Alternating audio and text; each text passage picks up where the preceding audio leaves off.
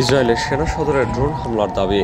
ইসরায়েলের উত্তরাঞ্চলে রোববার আবার ড্রোন হামলা চালিয়েছে বলে দাবি করে ইরান সমর্থিত লেবাননের সশস্ত্র গোষ্ঠী। এতে বেশ কয়েকজন সেনা নিহত হয়েছে বলেও দাবি করেছে সংগঠনটি।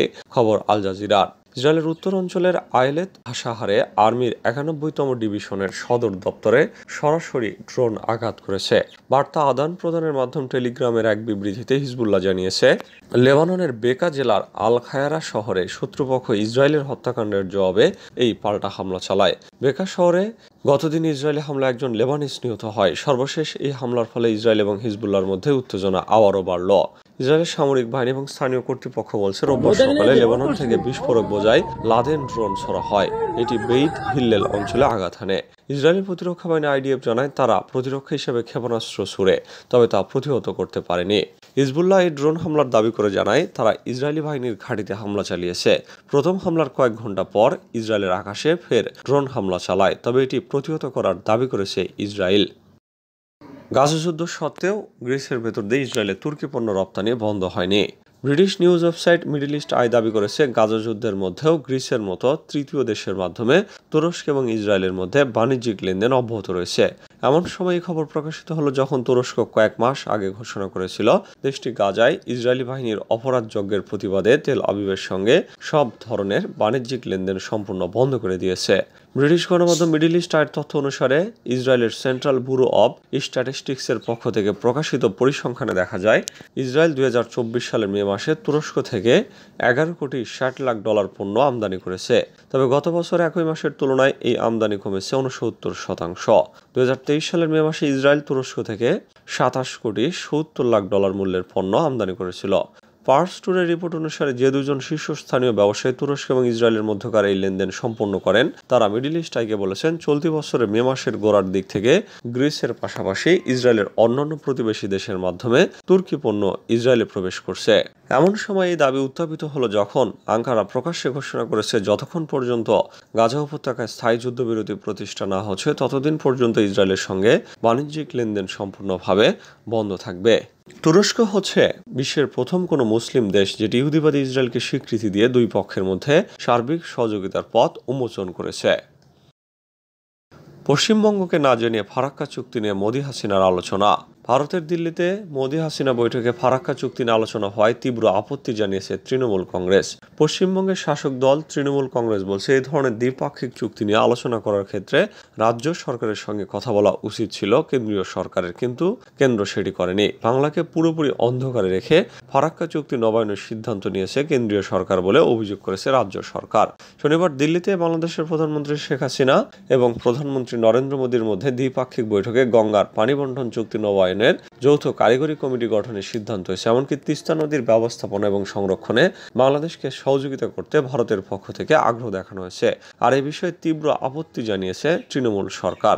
রাজ্যের শাসক দলের একটি সূত্র বলছে, আমরাও এই চুক্তির গুরুত্বপূর্ণ অংশীদার, ফলে রাজ্যের সঙ্গে আলোচনা না করে এই ধরনের চুক্তি এগোতে পারে না। লেবাননে ভয়ঙ্কর ফসফরাস বোমা ফেলল ইসরায়েল। লেবাননের রাষ্ট্রীয় বার্তা সংস্থা ন্যাশনাল নিউজ এজেন্সি জানিয়েছে, ইসরায়েল দক্ষিণ লেবাননের বনাঞ্চল লক্ষ্য করে ফসফরাস বোমা হামলা চালিয়েছে। এর ফলে সেখানে আগুন ধরে গেছে।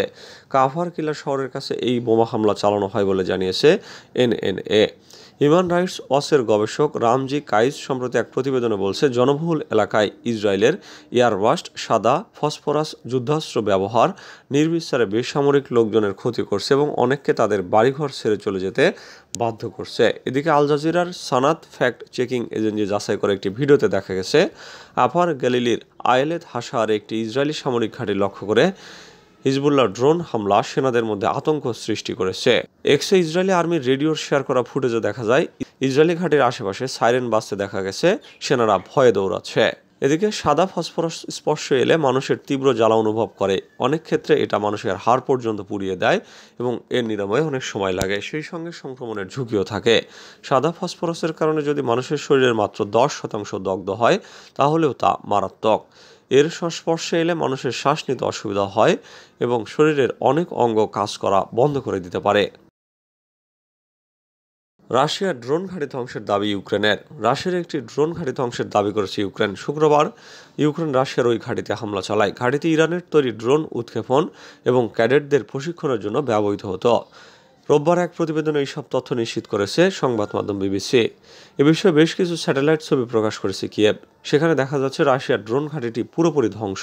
ক্রাস নোদরের দক্ষিণ অঞ্চলে রাশিয়ান বিমান ঘাঁটির কাছে একটি তীব্র বিস্ফোরণের পর এই ছবিগুলো প্রকাশ করে ইউক্রেনের নৌবাহিনী। মস্কো এখন এই বিষয়ে মুখ খোলেনি, তবে তারা শুক্রবার রাতভর বেশ কয়েকটি ড্রোন ভূপাতিত করার দাবি জানিয়েছে। কিয়েভের নৌবাহিনীর কর্মকর্তারা বলছেন, ইরানের তৈরি শাহেদ ড্রোন চালাতে প্রশিক্ষণপ্রাপ্ত ক্যাডেট এবং বেশ কয়েকজন প্রশিক্ষক ওই হামলায় নিহত হয়েছেন।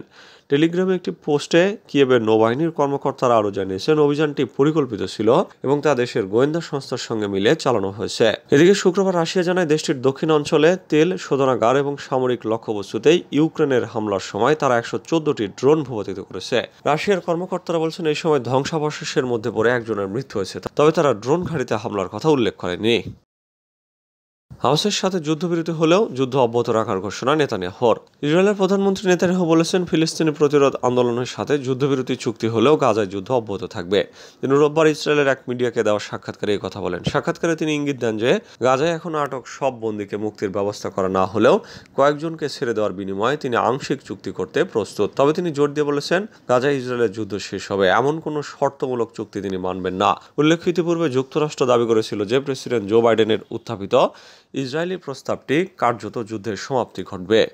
রোববার ইসরায়েলি মিডিয়া আউটলেট চ্যানেল 14কে দেওয়া ওই সাক্ষাৎকারে তিনি আরও বলেন, লক্ষ্য হলো অপহতদের উদ্ধার করা এবং গাজায় হামাসের শাসন উচ্ছেদ করা। গত মাসে মার্কিন প্রেসিডেন্ট জো বাইডেনের যুদ্ধবিরতি একটি প্রস্তাব ঘোষণা করেন। তাদের 3টি পর্যায় ছিল। প্রথম পর্যায়ে কয়েকজন ইসরায়েলি বন্দীর মুক্তির বিনিময়ে 6 সপ্তাহের অস্ত্রবিরতির কথা ছিল। দ্বিতীয় পর্যায়ে স্থায়ী যুদ্ধবিরতি নিয়ে আলোচনা শুরুর কথা উল্লেখ ছিল।